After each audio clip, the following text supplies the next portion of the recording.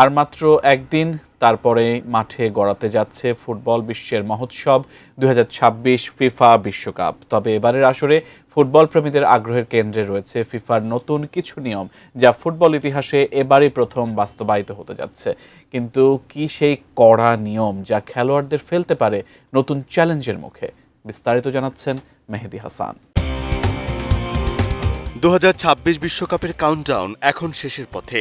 আর মাত্র একদিন পরেই শুরু হতে যাচ্ছে উত্তর আমেরিকার 3 দেশ যুক্তরাষ্ট্র, মেক্সিকো এবং কানাডার যৌথ মহোৎসব। বিশ্বের সবচেয়ে বড় এই ফুটবল আসরকে সামনে রেখে খেলোয়াড়দের জন্য একগুচ্ছ নতুন নির্দেশনা জারি করেছে ফিফা, আইএফবি এবং বিশ্ব ডোপ বিরোধী সংস্থা ওয়াদা। এই নিয়মগুলোর মধ্যে সবচেয়ে বেশি আলোচনায় রয়েছে উদযাপন এবং মাঠের আচরণ সংক্রান্ত বিধিনিষেধ। সাধারণত গোল করার পর আবেগে জার্সি খুলে উদযাপন করতে দেখা যায় অনেক খেলোয়াড়কে। তবে এবার এমনটা করলে সরাসরি হলুদ কার্ড দেখতে হবে। একইভাবে খেলার গতি ইচ্ছাকৃতভাবে কমিয়ে দেয়া, অতিরিক্ত সময় ক্ষেপণ করা, দর্শকদের উস্কানি দেয়া কিংবা মাত্রাতিরিক্ত উদযাপন করলেও শাস্তির মুখোমুখি হতে হবে। কোয়ালিটি সম্পন্ন আন্তর্জাতিক মানের still bar CSRM, committed for better still. এর পাশাপাশি খেলোয়াড়দের নিরাপত্তার বিষয়েও বিশেষ গুরুত্ব দেওয়া হয়েছে। সে কারণে ম্যাচ চলাকালে আংটি, চেইন, ব্রেসলেট সহ যে কোনো ধরনের গয়না পরা নিষিদ্ধ করা হয়েছে। কারণ খেলার সময় এসব গয়না নিজের বা অন্য খেলোয়াড়ের জন্য ঝুঁকির কারণ হতে পারে। তবে প্রয়োজন হলে চিকিৎসক বা রেফারির অনুমোদন নিয়ে ফেস মাস্ক, ব্যান্ডেজ বা অন্যান্য সুরক্ষামূলক সরঞ্জাম ব্যবহার করা যাবে। একই সঙ্গে জার্সির ভিতরের পোশাক বা গেঞ্জিতে রাজনৈতিক, ধর্মীয় কিংবা ব্যক্তিগত কোনো বার্তা প্রদর্শনের অনুমতি থাকছে না। নিরাপত্তা ও আচরণের পাশাপাশি রেফারির সঙ্গে খেলোয়াড়দের ব্যবহারের বিষয়ে থাকছে কড়া নজরদারি।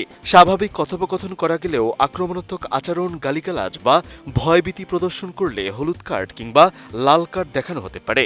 শুধু তাই নয়, ফাউলের ভান করা কিংবা ডাইভ দিয়ে রেফারিকে বিভ্রান্ত করার চেষ্টা করলেও তার শাস্তিযোগ্য অপরাধ হিসেবে বিবেচিত হবে। আর এসব নিয়ম ভঙ্গের ক্ষেত্রে কি শাস্তি হবে সেটিও স্পষ্ট করে দিয়েছে ফিফা। টুর্নামেন্ট চলাকালে দুটি পৃথক ম্যাচে দুটি হলুদ কার্ড পেলে পরের ম্যাচে খেলতে পারবে না সংশ্লিষ্ট ফুটবলার। অন্যদিকে রেফারি লাল কার্ড দেখালে সেই খেলোয়াড়কে সঙ্গে সঙ্গে মাঠ ছাড়তে হবে। এছাড়া খেলার সময় কোনো খেলোয়াড় মাথায় গুরুতর আঘাত পেয়ে অচেতন হলে চিকিৎসক ও ম্যাচ কর্মকর্তাদের সিদ্ধান্তই চূড়ান্ত হিসেবে গণ্য হবে। ঝুঁকি থাকলে তাকে আর মাঠে ফেরার অনুমতি দেওয়া হবে না।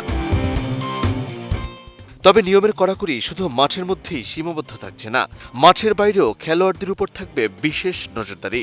বিশেষ করে ডোপ পরীক্ষার ক্ষেত্রে কোনো ধরনের ছাড় দেওয়া হবে না। বিশ্বকাপ চলাকালে ম্যাচ শেষে, অনুশীলনের সময় কিংবা টিম হোটেলেও যে কোনো সময় খেলোয়াড়দের ডোপ পরীক্ষার জন্য ডাকা হতে পারে। পরীক্ষায় অংশ নিতে অস্বীকৃতি জানানো বা নমুনা নিয়ে কারচুপির চেষ্টা করলে দীর্ঘমেয়াদে নিষেধাজ্ঞার মুখে পড়তে হতে পারে।